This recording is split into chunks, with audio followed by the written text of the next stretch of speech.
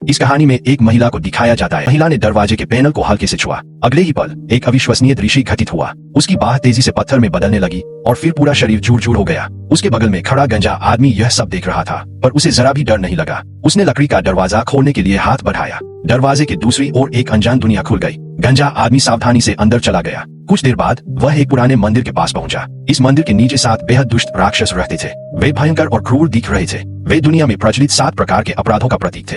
मुहर के बगल में खड़ा व्यक्ति सफेद बालों वाला एक बूढ़ा जादूगर था। बूढ़े व्यक्ति ने एक नजर में ही पहचान लिया कि गंजा आदमी ही चुना गया था। यह 30 साल पहले की एक रात की बात है। बचपन में ही एक रहस्यमयी शक्ति ने उस गंजे आदमी को इस मंदिर में भेज दिया था। जादूगर ने गंजे आदमी से कहा कि वह जादूगर संगठन का आखिरी संरक्षक है और हमेशा दुष्ट राक्षसों को मुहर तोड़ने और मानव जगत को नुकसान पहुंचाने से रोकने के लिए जिम्मेदार रहा है। लेकिन समय बीतने के साथ जादूगर को धीरे धीरे यह एहसास होने लगा कि उसके पास ज्यादा समय नहीं बचा है।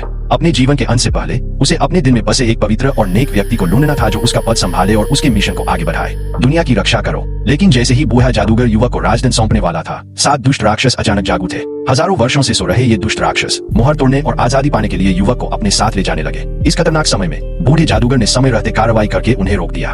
उस समय बूढ़ा जादूगर बहुत बूढ़ा हो चुका था और उसमें इतनी ताकत नहीं थी कि वह गंजे आदमी को दुष्ट राक्षस को छूने से रोक सके। तुम्हें अपना रक्षक कभी नहीं मिला, लेकिन हमें मिल गया। 7 जनजातियों की मूर्तियों को एक एक करके टूटते देख राक्षसों ने एक एक करके मोहरें तोड़ी, काले कोहरे में परिवर्तित हुए और उसे राक्षस के सिर में डाल दिया। अंततः यह पूरी तरह से गंजे आदमी में विलीन हो गया। गंजे आदमी ने 7 राक्षसों की सारी बुरी शक्ति को पूरी तरह से आत्मसात कर लिया। हे बूढ़े, तुम एक पवित्र आत्मा की तलाश में हो, लेकिन कोई भी इसके योग्य नहीं है।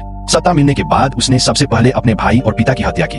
गंजे आदमी ने बैठक कक्ष का दरवाजा जोर से धक्का देकर खोला और पूरे जोश के साथ अपने पिता की ओर बढ़ा। बूढ़े ने उसे रोकने की पूरी कोशिश की, लेकिन अंत में जो हुआ वह किसी को भी आश्चर्यचकित नहीं कर सका। वहां मौजूद हर कोई बुरी तरह डर गया। जैसे ही गंजे आदमी का सामना सीधे अपने पिता से हुआ, उसके शरीर के चारों ओर काला कोहरा छाने लगा और 7 राक्षस बाहर निकल आए। पल भर में सभा कक्ष राक्षसों से भर गया। जल्द ही वहां केवल पिता ही बचे। निर्दयी गंजे आदमी का उन्हें छोड़ने का कोई इरादा नहीं था। तुम समस्त जादू के स्रोत में खड़े हो शाज़म। हाँ, मेरा नाम धारण करो और इसके साथ ही तुम अपनी सारी शक्तियां धारण कर लोगे। सुलेमान की बुद्धिमत्ता, हरक्यूलिस की शक्ति, एटलस की सहन शक्ति, ज़ेउस की सामर्थ्य, आर्किमिडीज का साहस और मरकरी की गति। सफेद रोशनी प्रकट होने के बाद बिली मेट्रो के डिब्बे में लौट आया। उसे घर जाने की जल्दी थी। उसने अपने भाई फ्लैनी को ढूंढा और उसे इस अनोखे अनुभव के बारे में बताने के लिए उत्सुक था। अपनी महाशक्तियों का जश्न मनाने के लिए उन दोनों ने वयस्क होने का नाटक किया और जश्न मनाने के लिए बियर खरीदने के लिए सुविधा स्टोर पर गए। ठीक उसी समय 2 लुटेरे लूटपाट करने के लिए अंदर आ गए। बिली के लिए अपनी क्षमताओं को परखने का यह एक मौका था। उसने जरा भी संकोच नहीं किया और लुटेरे के हाथ से बंदूक छीन ली। एक अन्य लुटेरे ने यह देखा और तुरंत उस पर गोली चला दी,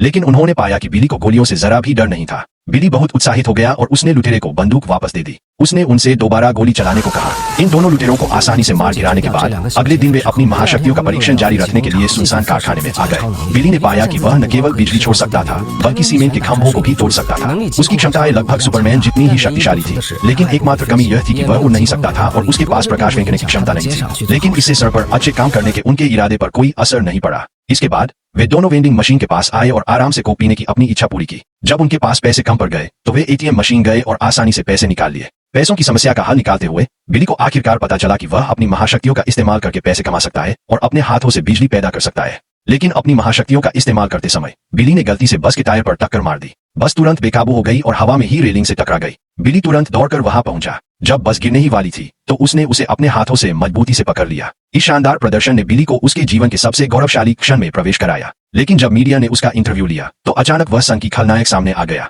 उसे पहले से ही पता था कि बिली उस बूढ़े जादूगर का वारिस है, इसलिए वह बिली से हत्या करने की शक्ति अपने नाम करवाने को कह रहा था। बिली के मना करने पर उस संघ की खलनायक ने ड्रैगन पंच निकाला और बिली को बुरी तरह पीट दिया। फिर उसने बिली को पकड़ा और आसमान में उड़ गया। फिर उसने बिली को एक जोरदार घूंसा मारा। बिली तेजी से आसमान से नीचे गिरा और मानो टुकड़े टुकड़े हो गया। अप्रत्याशित रूप से इस नाजुक क्षण में उसने गलती से अपनी नई महाशक्ति को सक्रिय कर दिया। 2 पल भी शांत न रहते हुए वह हल्का फुल्का खलनायक फिर आ गया। यह बड़ों द्वारा बच्चों को पीटने का एक क्रूर खेल था। बिली को उस हल्के फुल्के खलनायक ने दिन रात और फिर रात दिन पीट पीट कर रख दिया। उस हल्के फुल्के खलनायक ने बिली को धक्का देकर मॉल में गिरा दिया। बिली पूरी तरह से नीचे गिर चुका था और उसमें पलटवार करने की कोई शक्ति नहीं थी। अचानक वह हिला और चीख उठा। लड़के के रूप में वापस आने के बाद वह झुकी से निकल गया। अप्रत्याशित रूप से वह अपने छोटे भाई को ढूंढने आया, लेकिन वह दरवाजे पर ही रुका। बिली, मुझे खेद है। जब उसने अपने परिवार से मदद मांगी तो उस मायावी खलनायक ने बिली का घर ढूंढ लिया और उसके भाई बहनों पर कब्जा कर लिया। कुछ समय बाद बिली को उस मायावी खलनायक से धमकी मिली। बिली के पास रूपांतरण पूरा करने के लिए उस खलनायक को फिर से बुलाने के अलावा कोई चारा नहीं था।